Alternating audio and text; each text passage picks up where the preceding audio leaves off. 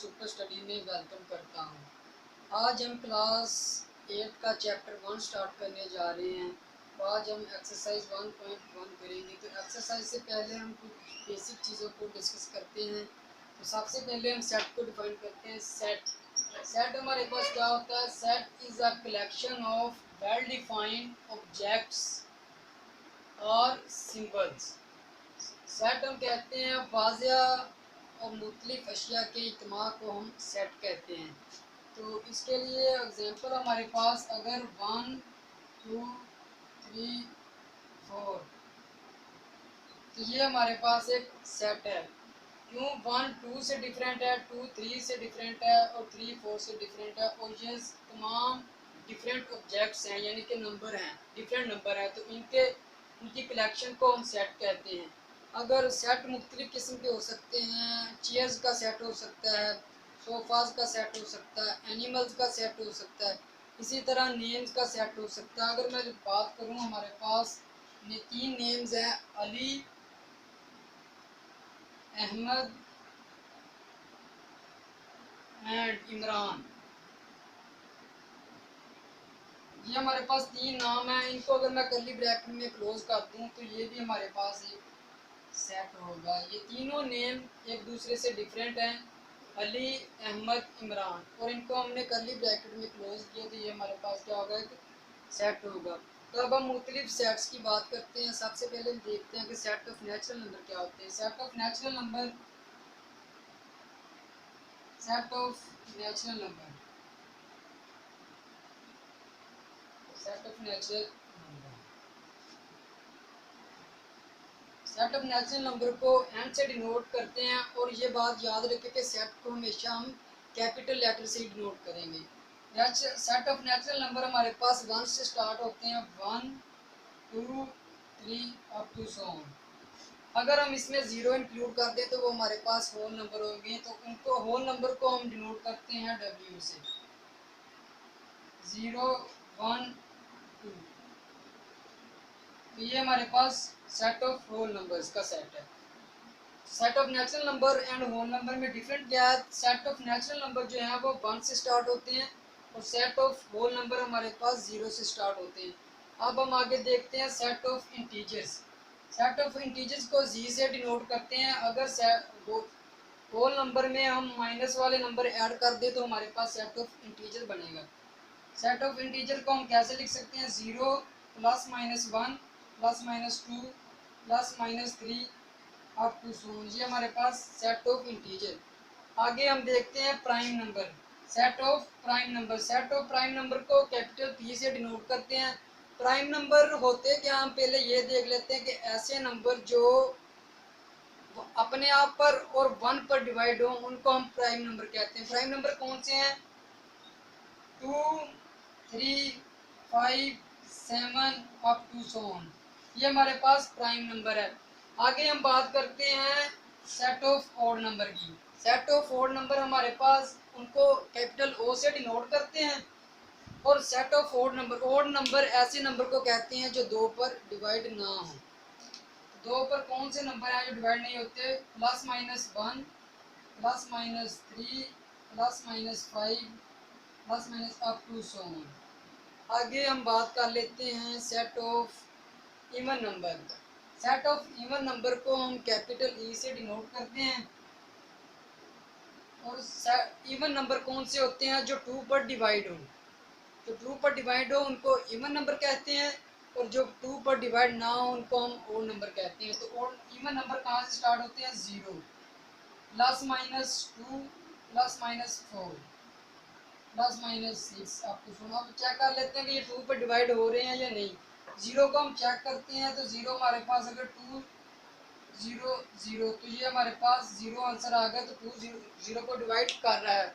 इसी तरह हम अगर 4 की बात करें तो 4 करें 2 टू द 4, तो ये है हमारे पास 0। तो 4 को 2 डिवाइड कर रहा है, तो ये भी हमारे पास क्या हुआ है? Even number. आगे हम बात करते हैं, हमारे पास है set of rational number. Set of rational number क्या होते हैं? सेट ऑफ रैशनल नंबर की बात कर लेते हैं।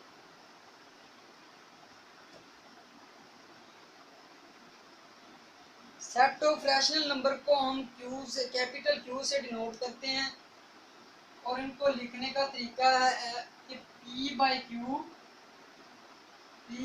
क्यू। और इसके लिए हमें दो कंडीशन दे देता है कि P Q जो है वो सेट ऑफ इंटीजर से बिलोंग करने चाहिए।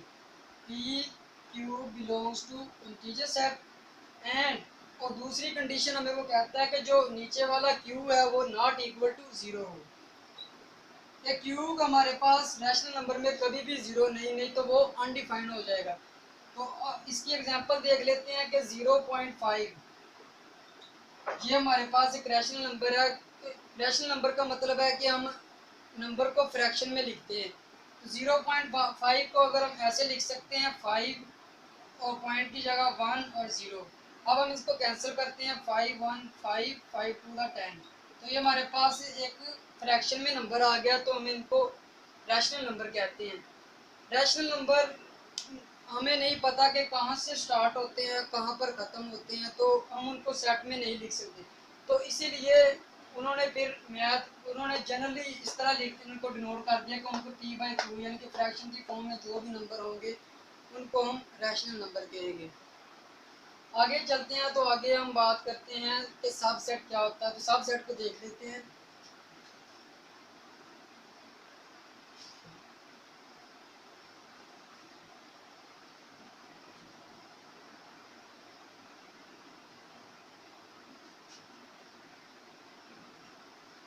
सबसेट सबसेट अगर हमारे पास एक सेट ए है, उसमें एलिमेंट पड़े हैं 1 2 3 4 एंड 5। तो अगर हम कोई से दो एलिमेंट पिक कर लेते हैं या एक एलिमेंट को पिक करते हैं, हम कर लेते हैं 2 एंड 4, तो इसको हम सेट बी का नाम दे देते हैं। आप देखें कि 2 सेट ए में भी है और 4 जो सेट बी का एलिमेंट हमने पिक किया वो सेट ए में कंटेन कर रहा है। तो अब हम कहेंगे कि जो सेट बी है वो सेट ए का सबसेट है। तो आप इस तरह लिख सकते हैं B is a subset of set A. B हमारे पास क्या है, सबसेट है ए का। तो सबसेट की बेसिकली टू टाइप्स हैं, proper subset and improper subset. तो पहले हम प्रॉपर सबसेट को देखते हैं कि वो क्या होते हैं।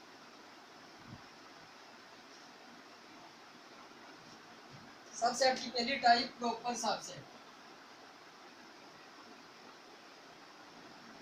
प्रॉपर सबसेट अगर कोई से दो सेट हैं, सेट ए हमारे पास है 1 2 एंड 3 और सेट बी हम ले लेते हैं 1 2 3 4। तो ए जो है वो प्रॉपर सबसेट होगा बी का अगर सेट ए के एलिमेंट जो है वो सेट बी में भी हो, लेकिन सेट बी का कम से कम एटलीस्ट वन एलिमेंट ऐसा हो जो सेट ए में ना हो। सादा सिंपल वर्ड में हम ये भी कह सकते हैं कि अगर सेट ए सेट बी के इक्वल ना हो तो हम उसको सेट ए को सेट बी का प्रॉपर सेट कहेंगे। आप देख सकते हैं कि 1 सेट ए में भी है और सेट बी में भी है, 2 सेट ए में भी है और सेट बी में भी, 3 सेट ए में भी है और सेट बी में भी। लेकिन 4 ऐसा एलिमेंट है, एटलीस्ट हमने कहा डेफिनेशन में कि एटलीस्ट वन एलिमेंट ऐसा हो जो सेट ए में ना हो। तो आप देख सकते हैं कि 4 ऐसा एलिमेंट है जो सेट ए में नहीं है, तो इसलिए हम कहेंगे कि जो सेट ए है वो प्रॉपर सबसेट है बी का। और प्रॉपर सबसेट को हम डिनोट करते हैं इस सिंबल से। इसका मतलब है कि ए कंटेन इन बी। ये प्रॉपर सबसेट के लिए हम सिंबल यूज करते हैं। आगे हम बात कर लेते हैं इम्प्रॉपर सबसेट की। इम्प्रॉपर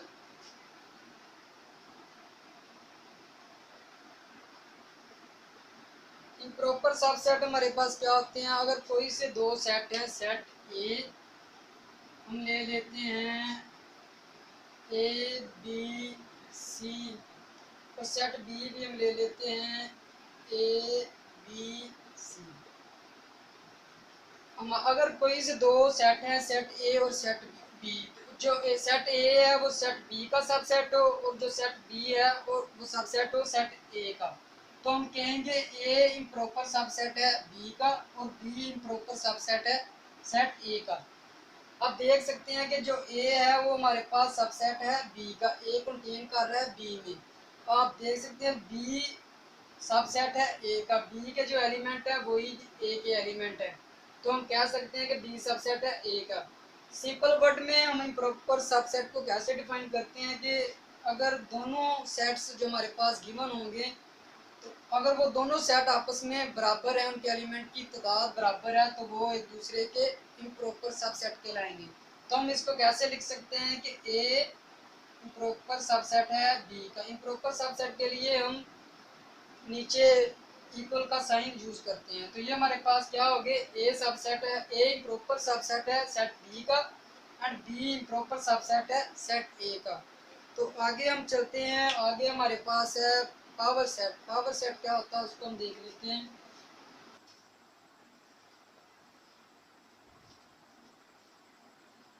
पावर सेट का मतलब है कि all the possible subset of a set is called power set. इसका मतलब है कि एक सेट के तमाम मुमकिन सबसेट को हम एक सेट की फॉर्म में लिखते हैं तो हमारे पास वो पावर सेट बन जाता है। इसकी एग्जांपल देखते हैं कि अगर हमारे पास सेट ए है और उसके एलिमेंट है 1 और 2, तो इसका सबसेट होगा 5। एक बात याद रखिएगा कि 5 जो है वो हर सेट का सबसेट होता है, और एक भी सबसेट है सेट ए का, 2 सबसेट है सेट ए का।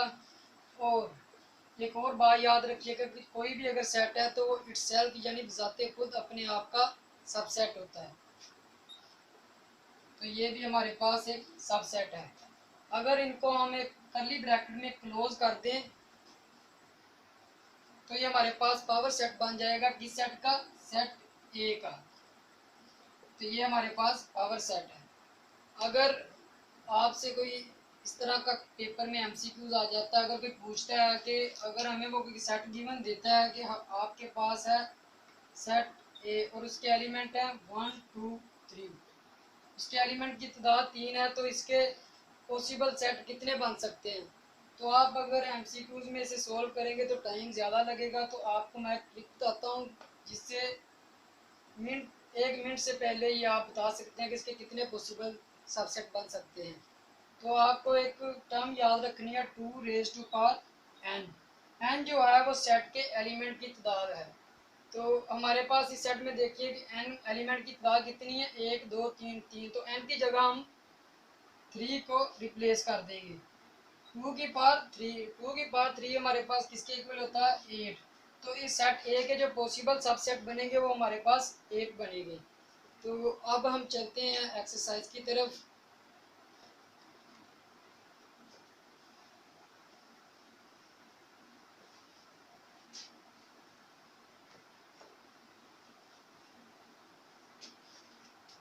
एक्सरसाइज का पहला क्वेश्चन हमारे पास है, write all subset of following sets. Question number 1 है हमारे पास, write all subset of following set. तो क्वेश्चन 1 का फर्स्ट पार्ट है हमारे पास एम्प्टी सेट। तो क्वेश्चन में वो हमें कह रहा है कि जो आपको गिवन सेट है तो उसके पॉसिबल कितने सबसेट हो सकते हैं वो आपने राइट करने हैं। तो हम इसका सोल्यूशन लिखते हैं। सोल्यूशन, तो मैंने आपको बताया था कि अगर कोई भी हमारे पास सेट हो तो 5 उसमें ऑलवेज सबसेट होता है। तो 5 हमारे पास इसका सबसेट है। अब देखिए, और हमें जो सेट गिवन है वो एम्प्टी सेट है, उसमें कोई और एलिमेंट नहीं है, तो उसका सबसेट सिर्फ 5 सबसेट ही होगा। तो अब हम इसका दूसरा पार्ट देखते हैं। दूसरा पार्ट हमारे पास है 1। इसका सलूशन,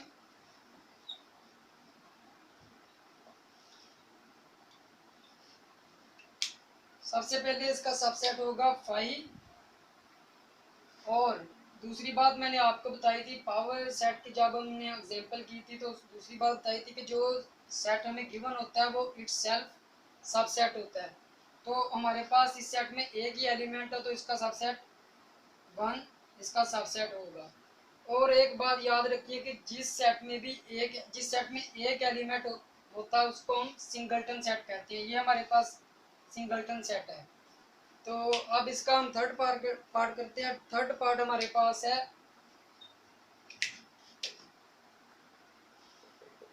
थर्ड पार्ट हमारे पास है इसका ए बी। इसका सॉल्यूशन देख लेते हैं कि इसके हमारे पास सबसेट कितने बनते हैं। सॉल्यूशन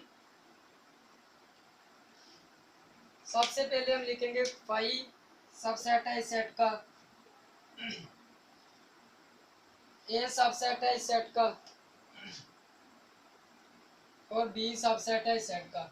और दूसरी बात कि जो सेट हमें गिवन हो वो इटसेल्फ सबसेट होता है, तो इसलिए हम लिख लेंगे कि ए बी हमारे पास सबसेट है इस सेट का। तो अब हम चलते हैं क्वेश्चन 2 की तरफ। क्वेश्चन 2 हमारे पास है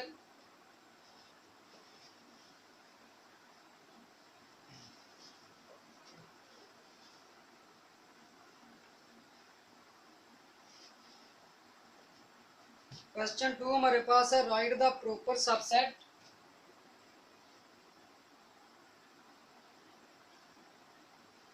right the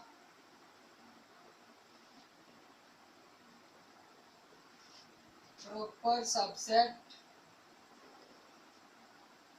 of the following sets।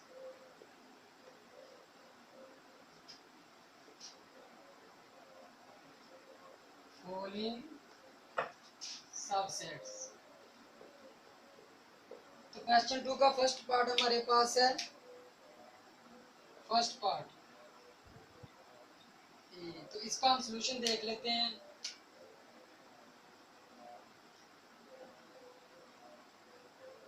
Solution set इसका हम देख लेते हैं। तो ये हमारे पास एक सेट है और इसमें एलिमेंट है ए। तो इसके प्रॉपर सबसेट हमारे पास होगा इसका 5। प्रॉपर सबसेट की हमने डेफिनेशन देखी थी कि अगर हमारे पास दो सेट हों, तो अगर हमारे पास एक सेट है ए और दूसरा सेट है बी, तो सेट ए के एलिमेंट सेट बी में भी हो, लेकिन सेट बी का एटलीस्ट 1 एलिमेंट ऐसा हो जो सेट ए में ना हो।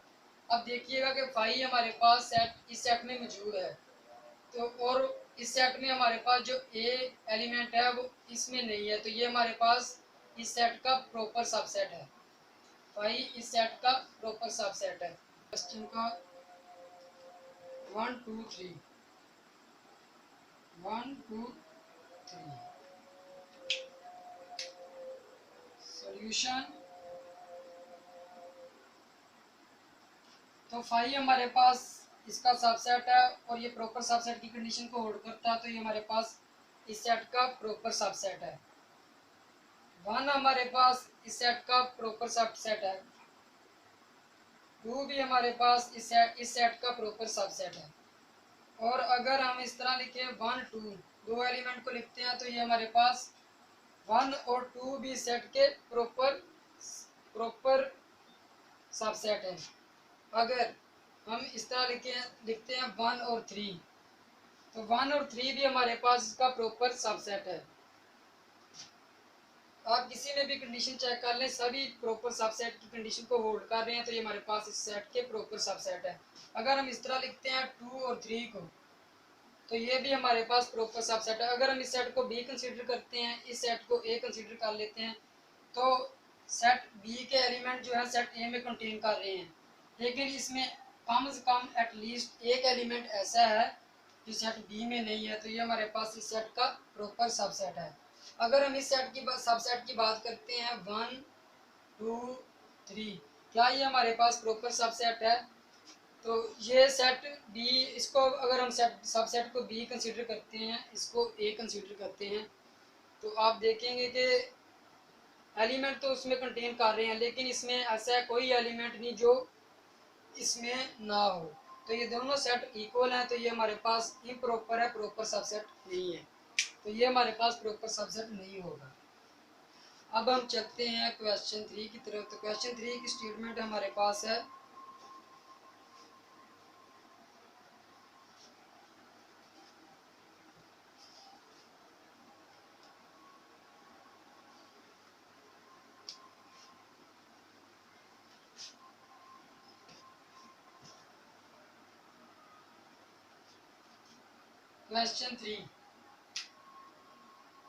क्वेश्चन 3 के हमारे पास स्टेटमेंट है right the power set of the following set. Right the power set of the following set.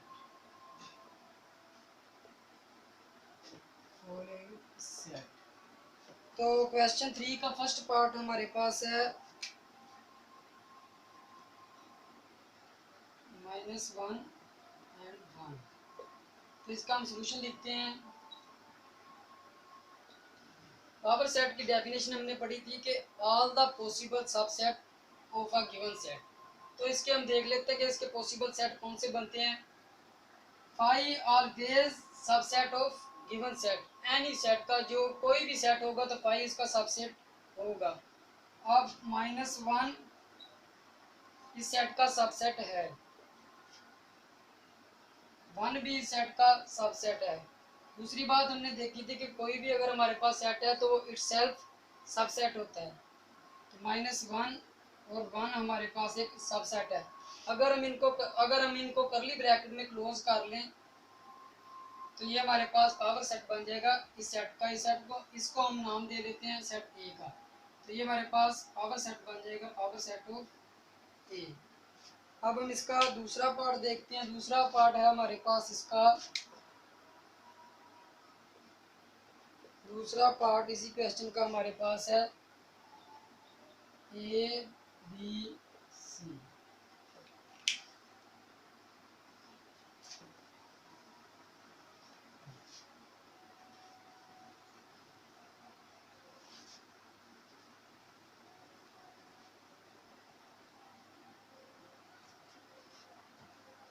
Question 3 को हम देख लेते हैं। क्वेश्चन 3 हमारे पास है, इसकी स्टेटमेंट है right the power set of the following set. Right the power set of the following